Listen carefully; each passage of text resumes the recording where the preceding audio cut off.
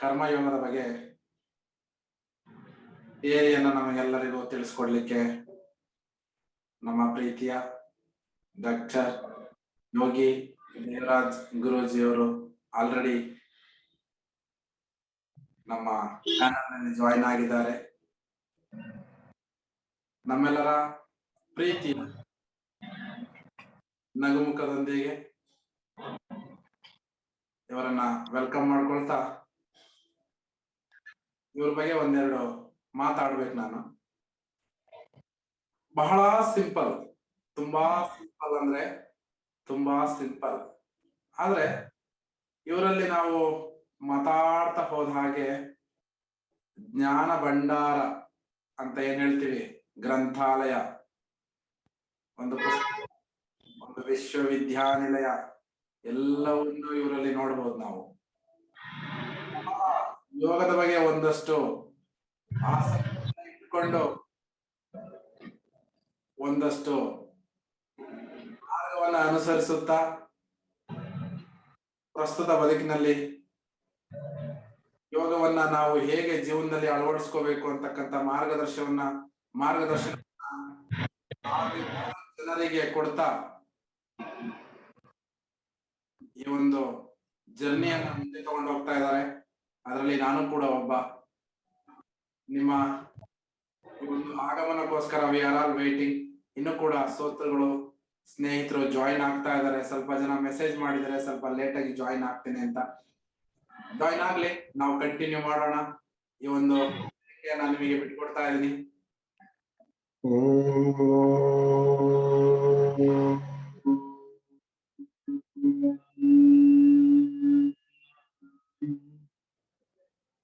ಶ್ರೀ ಗುರುಭ್ಯೋ ನಮಃ.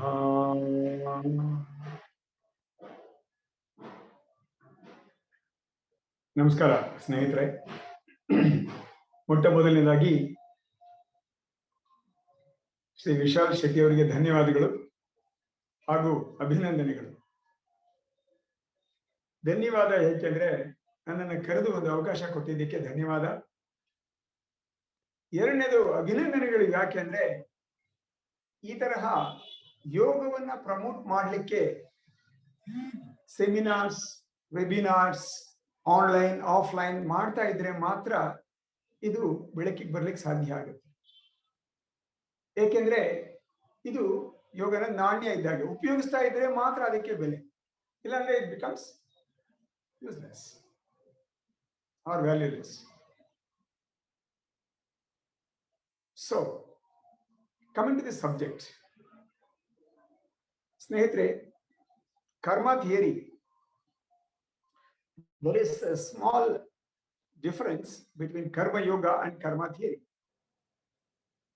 Karma yoga is explained in Bhagavad Gita in a beautiful way by Lord Krishna, especially in second chapter. Karmanyevadikaraste ma palesh parachana ma karma palayeturbo ma te sangostu. That means without expecting anything in return, if you do any karma, it becomes karma yoga. Action without any expectation is karma yoga. But what is the effect? How it is going to affect a person in his life? About in karma theory, it is explained very well. It is explained in many Upanishads. It is explained in this book, Pearls of Vedic Wisdom, written by me and my two friends.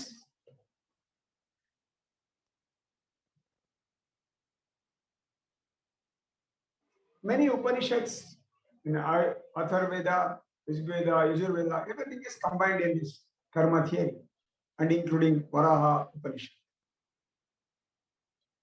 Friends, if you consider two kids born in the same family as twins, have you ever observed their behaviors? Though they are twins, born few minutes before and after, they behave in a totally different way, maybe opposite to each other. Though they are born to the same parents, same house, same environment, same food, everything is same. Then why the difference? The modern medical science is there to answer this. But Upanishads have already given the meaning, definition, explanation for all this. See, when we take birth, it's already pre-decided by the time at which the previous death in the previous life took place. Depending upon the karmas he or she has done during the previous birth, or all the previous births, depending upon that, we get the birth in a particular house. Friends, you can also take this question. Why you are born in a particular family, particular people, father, mother, in that language, in that place? Can you answer this? But answer is given in karma theory. That is the beauty of Sanatana Dharma or Vedas of Bharat. This can be explained by dividing these karmas into three: Prarabdha karma, Sanchita karma, and Agami karma. Because it's a very vast subject, friends. Let me try to explain as much as possible within this short duration. First, we will take Prarabdha karma. See, like a hunter takes an arrow from the quiver and puts it in the bow and leaves it. Once, if it leaves the bow, is it possible to catch that arrow by himself? No. Wherever it is targeted, it goes towards that with the speed with which he has left it. Same way, whatever has set already in our life has already started moving. That is the first thing. Second, friends, the whole life of any individual is not completely happy or unhappy. Take your own example. You need not go and search. If you take your life right from day one, or from the day one of your identifying yourself with this body, from that day till today, are you totally happy? Answer is no. If I ask the same question, from the day one of your life till today, are you unhappy? Again, the answer is no. Because the whole life is designed in such a way, there is a gap of happiness and unhappiness. Gap between two happiness is unhappiness, or two unhappiness is happiness. But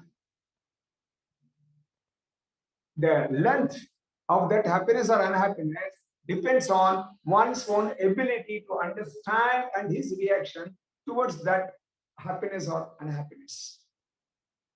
That is why yoga is very much connected to karma theory. Why? See, yoga tells, as per Bhagavad Gita, samatvam yoga uchate. Equanimity is yoga.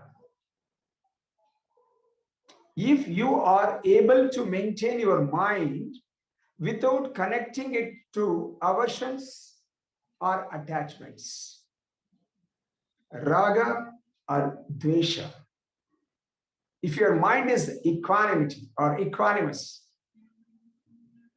towards happiness or unhappiness, towards raga or dvesha, towards aversions or attachments, then that is called yoga. That is how yoga is connected to karma theory. Now we will see how this prarabdha karma works with equanimity. See, if you take right from time of your birth till today, you have come across so many people, like your parents, brothers, sisters. Then, if you are married, husband or wife, if you are later, you got son or daughter. If you are still older, you got son-in-law or daughter-in-law. If you are still older, you would have got grandson or granddaughter. All these people in your life will give happiness or unhappiness through the relationship. But if you got maturity to understand, all the relationships can never be happy or unhappy. With some people, you are very happy. With some people, you are unhappy. Because, not only because of the other person, because of your own perception of that relationship also. Or perceptions of your prarabdha karma. See, when I am bound to be unhappy with X, with some relationship, I have to be unhappy only. You cannot be happy. So, if you can understand that, still you can reduce a lot of aversions towards that person, or a property, or material, or the news, or anything. It depends basically on our own mind. This is what we need to understand. That is equanimity. Before that, accept. If there's a problem with X, with some relationship, first of all, you accept it. The problem with us is we resist right in the beginning, without even understanding, without even thinking. We just protest. No, it's not possible. Whether you like it or not, that is what you have brought. Unfortunately, you have to pass through that. That is why accept, to solve the problem of prarabdha karma. Like, I'll give an example. Supposing today morning you have prepared upma for breakfast. You have prepared already, right? But if you think in your mind, no, I think I should have 30 idli today. Is it possible? No. Why? You have only prepared upma. So you are bound to eat upma only. Please think. So like this, each and every step is already, some of the things are pre-decided. That is prarabdha karma.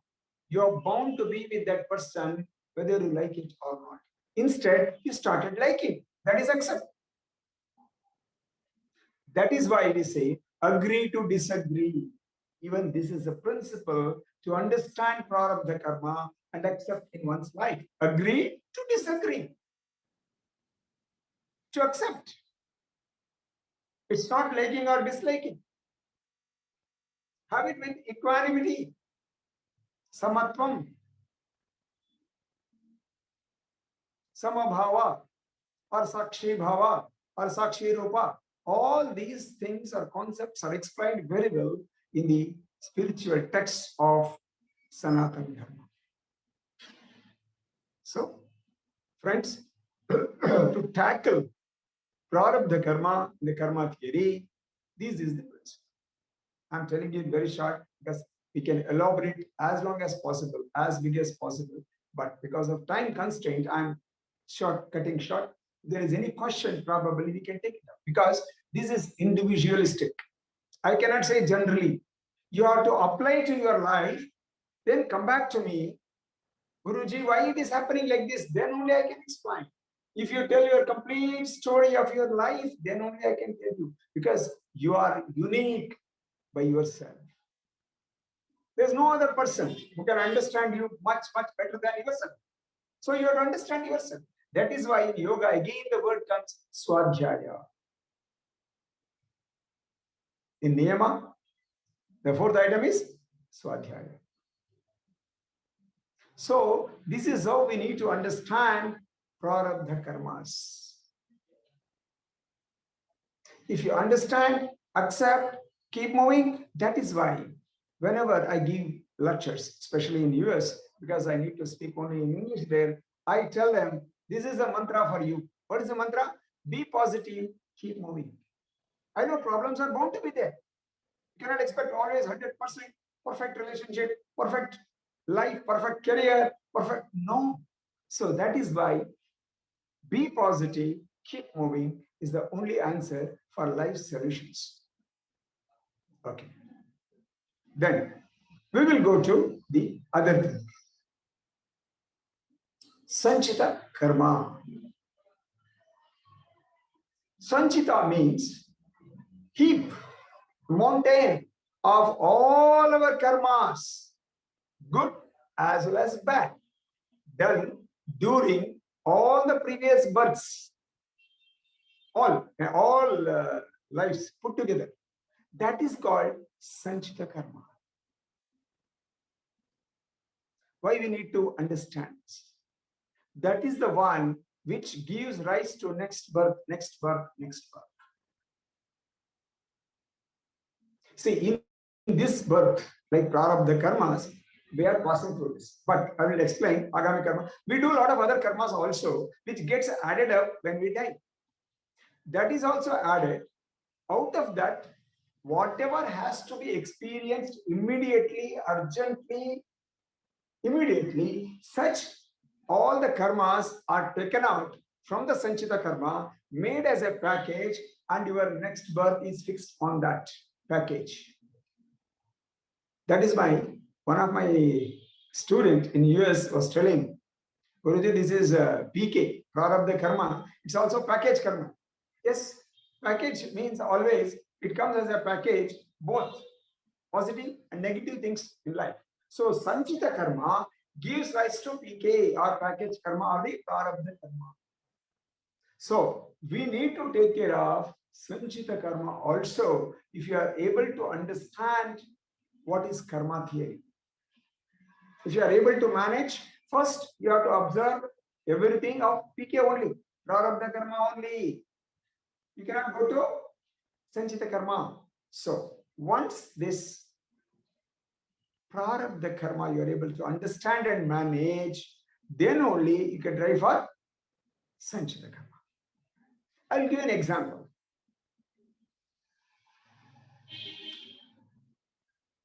See, supposing an example, like in my Sanchita karma, there is one karma is there.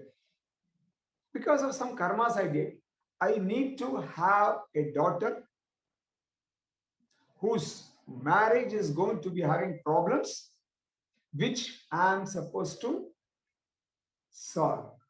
Suppose it's only an example. Don't take it very seriously, or it may be there in somebody's life. But I'm telling you an example. And I should have my own daughter. She should have a lot of problems in marriage that I should solve it. So this is one karma. That's all. Don't think, I told you already, mountain of karmas will be there. But for understanding, I am telling you only one karma is there in this Sanchita karma. Otherwise, I'll get moksha. But I want to get rid of that also. How to do that? There's a beautiful understanding in our Sanatana Dharma spiritual text. Supposing I've got a good friend who has got a daughter. There are some problems in her marriage. It has come to your notice. Then, if I take interest, as if she is my daughter, if I take all the responsibility, of organizing the marriage. Forget about the money part. I'm not telling you, don't take it everywhere money, money, money. I'm telling taking the responsibility or maybe putting some little bit of money also. If I take the complete responsibility and solving the problem of her marriage, then I will be clearing my own sanchita karma. Never ever think that you are doing any help to that person. You are clearing your own. That is why we call these type of services seva as called nisvartha seva. That is the answer for sanchita karma. That is why, especially in all the isms like Hinduism, Jainism, Buddhism, Sikhism, lot of value is given for seva. Just that is where karma yoga comes. Without any expectation, you do your work. Because that may be your prarabdha karma or that may be your sanchita karma. Do the seva, nisvartha seva. That removes your sanchita karma also. That is why we tell, inculcate a habit of love and serve. Swami Shivananda Maharaj, whose ashram is there in Shikshak, was telling everyone only this: love and serve. Most unfortunately, we have started losing this concept of nisvartha seva. I'll give one example. In Sikhism, they do a lot of manual work, irrespective of the position, irrespective of the money they have, irrespective of the position they have. Everyone does that. Like Jail Singh, he was a president. When he went to Amritsar, he did seva, forgetting that he is a president. So this seva is always considered the highest level in karma theory, in clearing sanchita karmas. You have a question. If I clear sanchita karma, what happens? Supposing, see, already I had many janmas, many births and deaths. I have got some level of sanchita karma. Till my sanchita karma is cleared, I have to keep on again taking birth and death, birth and death. Bhavanasha, that is what they call. If you want to get rid of this punarapi jananam, punarapi maranam, that's what Adi Shankara tells. So to clear myself from the out of this clutches, vicious circle of birth and death, the only way is nisvartha seva. Once you do nisvartha seva as a habit in your life continuously, many of your own sanchita karmas will be released.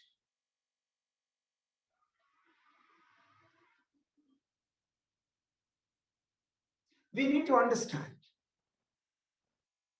See, I will tell you in a few minutes about agami karmas. Before that, instead of accumulating the new karmas, if you can do in detaching the previous karmas, that is sanchita karmas, by doing nisvartha seva, we are very close to jivan mukta sthiti, or mukti, or moksha, or salvation complete, whatever you call, or getting rid of this birth and death. That is what our rishis always advise us. So this is the solution for nisvartha seva for sanchita karma.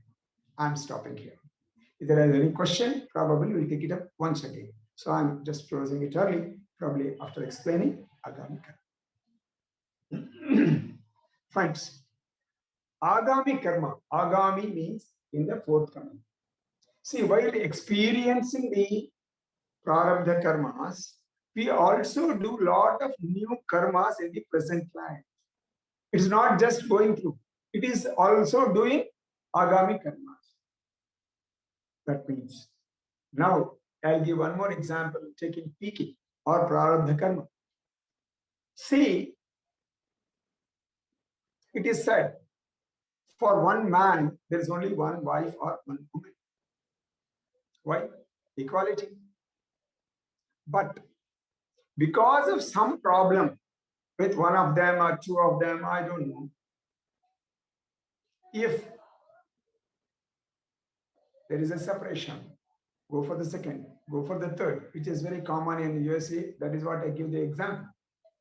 Then what happens is, while doing so, if that is there in your mind, only with the intention of having the second or the third, if you leave this, you will be getting into agami karma. Or even in yoga,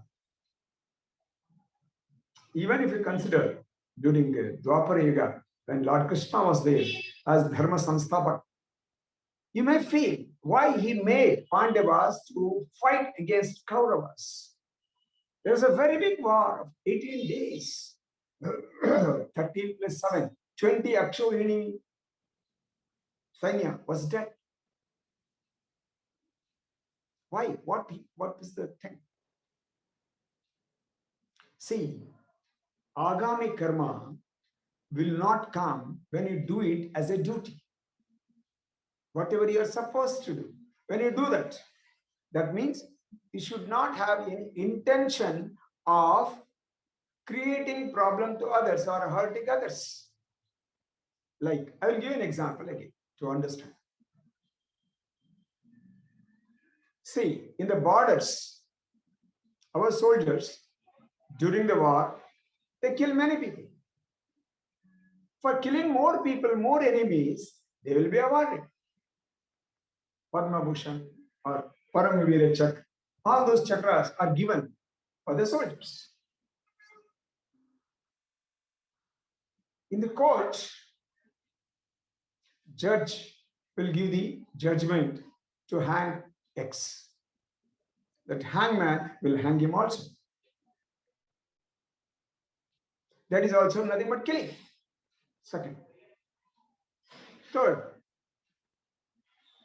supposing a person kills another person, he is going to be sentenced to death by the judge, or it is considered as a murder.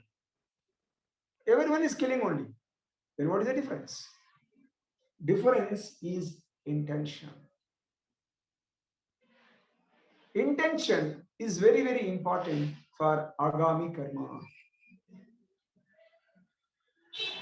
That is why it is said, karmanye vadikaraste ma paleshu kadasana ma karma pala heturbo mate samustha. You have to work without any expectation. Then what happens? Karma yoga becomes devotion. Karma yoga becomes tapas. Karma yoga or karma itself becomes yoga. This is the difference. This is what we need to understand as yoga students. Friends, this is the wonderful concept for explaining the concept of reincarnation or punarjanma. As you sow, so you reap. So whatever the way you live, that is how we get the rebirth. So that is why we tell a lot of things. One, if you want to die happily, you should know how to live also. Recently, in one of the WhatsApp messages, I got a message or a video that a Buddhist monk does all the activities happily, smilingly, then comes to the bed and sleeps and leaves his body. As if it is like a child's play. It's normal. That's all. Over. That means he was having a complete control on prana and the soul. That is possible only when a person lives as per the karma theory or understanding the karma theory and living with that maturity. So, we need to understand karma yoga in the context of karma theory. We have to balance all these: prarabdha karma, sanchita karma, and agami karma. Prarabdha karma, acceptance with equanimity. Sanchita karma with nisvartha seva. Then agami karma is possible to remove only when we live as per kaya, vacha, manasa. What is this? Always you quote kaya, vacha, manasa. Means what? Friends, if you observe yourself, you will be having something in mind, something you speak, but do something else. Totally unconnected. When all these are matching, then I told you already, please understand with all that context. The context is, intention is always good to help others, love all, serve all. I told you already. You have to mix everything and understand here. Intention is to do good to others, serve others, love others. Then what you are doing is kaya, vacha, manasa. Whatever is there coming in the mind, that only you are speaking. Whatever you are speaking, you are doing. So there is matching. Once you start the habit of matching all these and working as per that, and with love and serve motive or the intention, then he will not having agami karmas. He will not give rise to karmas, which are called agami karmas. At the death, all these agami karmas will go back and get accumulated with sanchita karmas. Please understand slowly. I will give some time for questions. I know always whenever I do this subject, there will be a lot of questions, because everyone, whoever is listening or seeing, observing, watching, they will get into their own life. Why it is happening to me? I will give you two examples before I close. One, long back, around 15, 20 years back, I went to a small town in Karnataka called Gadag. I did 1 hour speech on all these things, especially karma theory. Then one lady got up and said, Guruji, I want to talk to you. I said, okay, come. Then she said, no, I can't come now. I have to go home. I have to do something for sending my husband to the work, take care of my child, give it to somebody, then only I can come. She asked where I was staying. I told her, she came. Okay. Friends, let me tell you, she started talking continuously for 2.5 hours. I was just keeping my eyes closed and continuously I was listening. Then finally she has started shouting, Guruji, why only for me this? Why only for me? Why only for me? The problem was, she was married 7 years back at that point of time. And she was having a 4 years boy who is physically, mentally challenged. You know this. Why only two? Because I was listening attentively for 2 hours and 2.5 hours, then I told her 2 observations. First observation is, even today, you don't love like your husband. She was not prepared to accept. I told you, prarabdha karma, accept. She was not prepared to accept.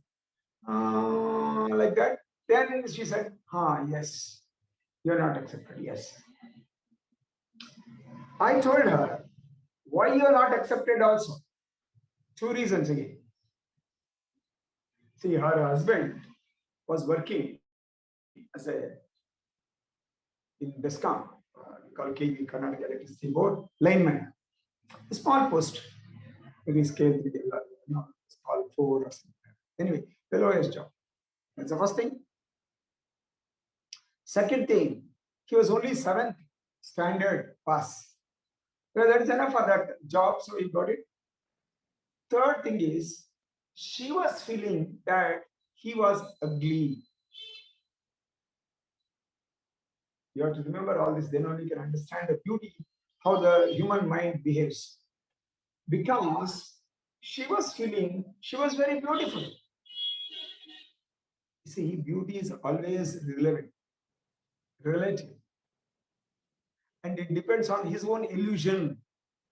I am beautiful means you are beautiful, that's all. There's no comparison, there's a uniqueness. It's only your mindset. So she was thinking, she's very beautiful. First thing. And husband is ugly. See, they see the combination. Second, she was thinking, she's more learned, more educated. You know what was her qualification? Second PU or 12th standard. 5 years she has studied more than her husband.